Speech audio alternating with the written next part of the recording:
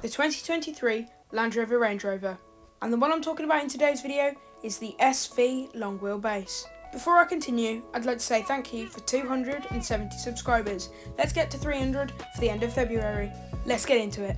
The Range Rover, one of the most iconic and favourited luxury SUVs on the market today, and I'm now going to tell you why. My first reason is the styling. The new Range Rover has updated, more futuristic and sleek styling than the previous generation. The first feature that I really like about the design is how they've integrated the rear lights into the black panels around the back, so you can't actually see them until they're activated. Another feature I am not so sure of is the shark fin aerials on the top. There is two of them, one for the rear camera and the other one for the usual purpose. Another feature I love is the wheels. They rise from 20s, which are really small, to 23 inches, which are the ones you need to go for. I also really like the door handles. They are fitted to this car. All you need to do is press a button and they will pop out of the car. This just looks so much sleeker and much more futuristic when you're not using them. I also love how they've deleted the trim around where the windows meet the panels in this car. It helps maintain that futuristic look. And it's now time for one of the most exciting features, the performance. For the SV, Range Rover have used BMW's 4.4 litre twin turbocharged V8 that produces 530 brake horsepower and 750 Nm of torque. All this combined allows this car to go from 0 to 60 miles an hour in just 4.3 seconds, which is quite good being as this car weighs 2.51 tonnes. However, this is not as good as the even heavier and even less aerodynamic Mercedes G63, and if you want to see a video on that, click on the pop-up banner in the top right corner. Here's a few more features on the drive of this car. As standard when you're driving along in this car, it's running in all-wheel drive mode. However, when you're at higher speeds, it swaps into two-wheel drive mode for better efficiency. This car also comes with all-wheel steering, meaning at lower speeds the rear wheels turn in the opposite direction to the front wheels, and at higher speeds they turn in the same direction to aid handling. Meaning the turning circle is just 11.96 metres, which is very good for an SUV of this size. Like many new cars today, this car also has automatic parking, where it just parks itself at the touch of a button. Before we continue, I'd like to ask you to leave a comment down below to let me know if you prefer this newer version or the previous one.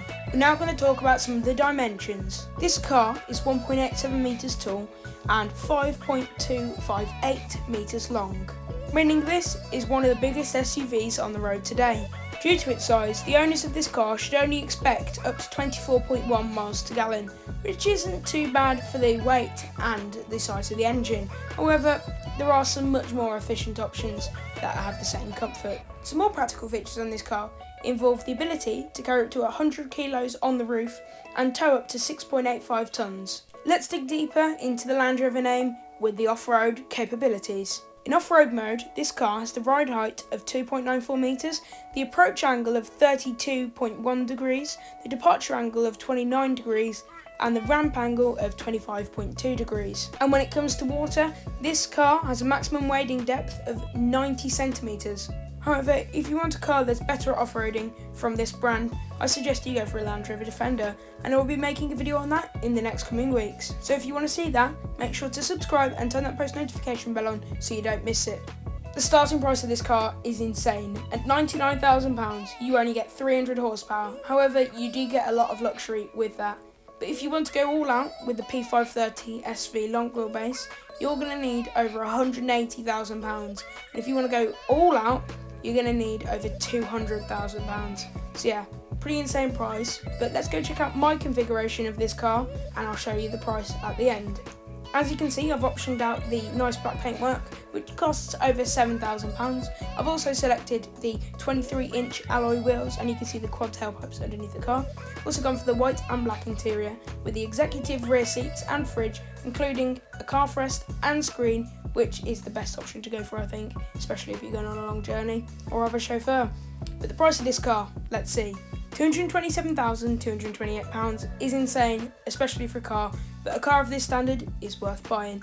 Anyway guys, thank you so much for watching this video. Don't forget to leave a like, comment and subscribe to see more content next time.